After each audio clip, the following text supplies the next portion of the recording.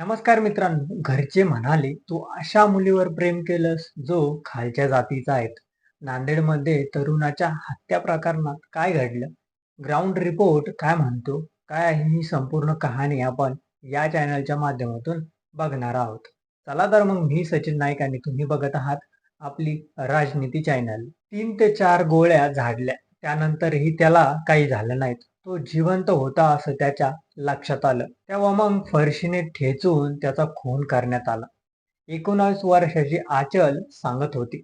आचल तिचा प्रियकर सक्षम ताटे यांची हत्या किती क्रूरपणे करण्यात आली याविषयी बोलत होती. सक्षम ताटे नांदेड शहरातील संगसेन परिसरात राहायचा. बीसीसी मराठी टीम सक्षमच्या घरी पोहोचली तेव्हा भिंतीवर गौतम बुद्ध आणि डॉक्टर बाबासाहेब आंबेडकर यांची प्रतिमा दिसल्या. शेजारी सक्षमचा फोटो लावण्यात आल्याचं आणि फोटोला हार घातल्याचं दिसलं. 1 डिसेंबर रोजी सक्षमचा जन्मदिवस होता. 2 ते 3 दिवस आधीच म्हणजे 27 नोव्हेंबर रोजी त्याची हत्या करण्यात आली. सुरुवातीला पहिला मुद्दा जो येतो तो म्हणजे तो आपल्यापेक्षा खालच्या जातीचा. याकडे आपण थोडं लक्ष देऊया. सक्षम ताठे आणि आचल ममिडवार यांचा एकमेकांवर प्रेम होतं. सक्षम ताठे हा दलित होता तर आचल ही पद्मशाली समाजातील आहेत. जात वेगळे असल्यामुळेच घरच्यांच्या आमच्या प्रेमाला विरोध होता आणि त्यातून त्यांनी सक्षमची हत्या केल्याचं आचल सांगते. आचल बोलताना म्हणाले की आमचं 3 वर्षाचं एकमेकांवर प्रेम होतं. तो माझ्या गल्लीत आला होता. त्याने मला पाहिलं त्यानंतर त्याने मला इंस्टाग्रामवरती मेसेज केला.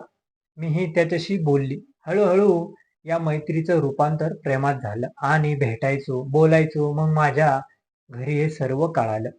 घरचे म्हणाले, "तू करून करून अशा मुलावर प्रेम केलं जो आपल्यापेक्षा खालच्या जातीचा आहे. तो जय भीमवाला आहे," असे घरचे म्हणायचे. मी खूप रडायचे. एक दिवस माझे वडील सक्षमला म्हणाले, की "तुला माझ्या मुलीशी लग्न करायचं असेल तर तुला आमचा धर्म स्वीकारावा लागेल, म्हणजेच हिंदू धर्म."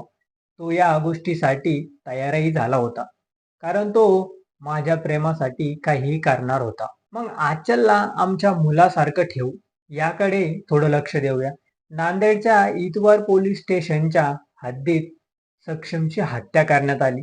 सक्षमच्या हत्येनंतर आचल त्याच्या मृतदेहासोबत लग्न केलं. सक्षमचा मृतदेह घरी आणल्यानंतर तिने मृतदेहाला हळद कुंकू लावलं आणि स्वतःलाही हळद कुंकू लावलं. आचल सांगते की 3 वर्षापासून आम्ही सोबत होतो. आमचं खूप सारे स्वप्न होते. आम्ही लग्न करणार होतो. खूप काही स्वप्न होते जे शब्दात सांगता येणार नाहीत. त्याची इच्छा होती लग्न करण्याची. त्यासाठी मी त्याच्यासोबत लग्न केलं. आता मी हमेशा इथेच राहील. त्याचीच बनून राहील शेवटपर्यंत अगदी. आचल सध्या सक्षमच्या घरी राहते. आचल जर आमच्या सोबत राहायला तयार असेल तर तिला आम्ही आमच्या मुलीसारखं ठेवू, असं सक्षमची आई संगीता ताठे म्हणाल्या. आचल सांगते की माझ्या घरच्यांनी एक वेळा जर सक्षमला जाऊ द्यायला पाहिजे होतं. तो समजदार झाला असता. तो आणि मी एकमेकांना बोलले नसते. असं एकदम त्याला मारणं चुकीचं झालं. ज्या पद्धतीने त्याला तडपून मारलं तशी शिक्षा मौत आरोपींना पण व्हायला पाहिजे. मग यानंतर पोलिसांनी काय सांगितलं याकडेही आपण थोडं लक्ष देऊया. ज्या ठिकाणी सक्षमचा खून झाला तिथे अजूनही रक्ताचे डाग पडलेले दिसले. हे रक्ताचे डाग पहा, असं म्हणत एक महिला घटनास्थळ दाखवू लागली. इथेच शेजारी फरशीचा तुकडा सुद्धा पडलेला आहे.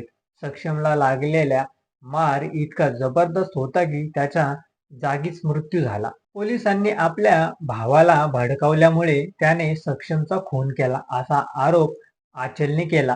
ती म्हणाले की पोलीस स्टेशन मधील कर्मचारी माझ्या भावाला म्हणाले की तू याला त्याला मारून इथे येतोस, त्यापेक्षा तुझ्या बहिणीचं लफडं ज्याच्या सोबत आहेत, मॅटर ज्याच्या सोबत आहेत त्याला मार, त्याला मारून इथे आम्हाला तोंड दाखव. मग पोलिसांनी हे आरोप फेटाळून लावले. नांदेड पोलीस उपाध्यक्ष प्रशांत शिंदे यांनी बीसीसीआय मराठीला सांगितले की सक्षम ताठे हत्या प्रकरणात अट्रॉसिटी हत्याचा कट रचणे अशी वेगवेगळी कलम आरोपींवर लावण्यात आले आहेत.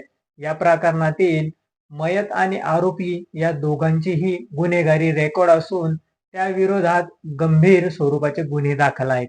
पोलिसांनी आरोपीला भडकावलं हा आरोप चुकीचा आहे. तसं काही झालं नाही. ऑरन क्लिपपेक्षा गुन्हेगारी प्रकरणात ही घटना घडल्याचं दिसलं. या प्रकरणी इतवार पोलीस स्टेशनमध्ये भारतीय न्याय संहिताच्या कलम 103, 61, 189, 190, 191 आणि अनुसूचित जाती जमाती अत्याचार प्रतिबंधक कायद्याअंतर्गत गुन्हा दाखल करण्यात आला आहे. मग जातीवाद नसेल तर फाशीची शिक्षा द्यायला पाहिजे, याकडे आपण थोडं लक्ष देऊया. सक्षम ताठे हत्या प्रकरणातील सर्व 6 आरोपींना त्याच रात्री ताब्यात घेण्यात आले, ही माहिती पोलिसांनी दिली. या 6 पैकी एक आरोपी महिला असून तिला न्यायालयीन कोठडी मिळाली, तर एक आरोपी अल्पवयीन असून त्याला बालसुधागृहात पाठवण्यात आलं आहे. तर उर्वरित 4 आरोपींना 3 डिसेंबर पर्यंत पोलीस कोठडी सुनावण्यात आली. या प्रकरणातील आरोपींची बाजू जाणून घेण्यासाठी आम्ही त्यांच्याशी फोनवर संपर्क साधला, पण त्यांचा फोन बंद आल्यामुळे संपर्क होऊ शकला नाही. आरोपींना कोठडी शिक्षा व्हावी अशी सक्षमच्या कुटुंबांची मागणी आहे.